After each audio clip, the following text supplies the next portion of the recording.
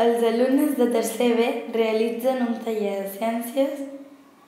L'objectiu és fer un globus aerostàtic. En aquest taller?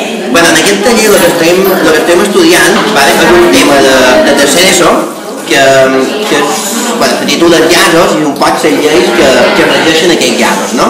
I el que estem fent és construir un globo aerostàtic amb bosses de basura i senyetes, i la idea és aconseguir que voli per després estudiar principis físics i químics que han intervingut perquè els globus puguin pujar.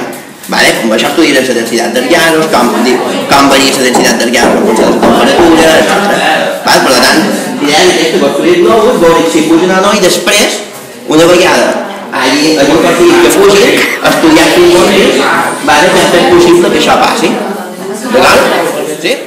L'experiment ha sortit segons el que havíem previst fer volar el globus aerostàtic.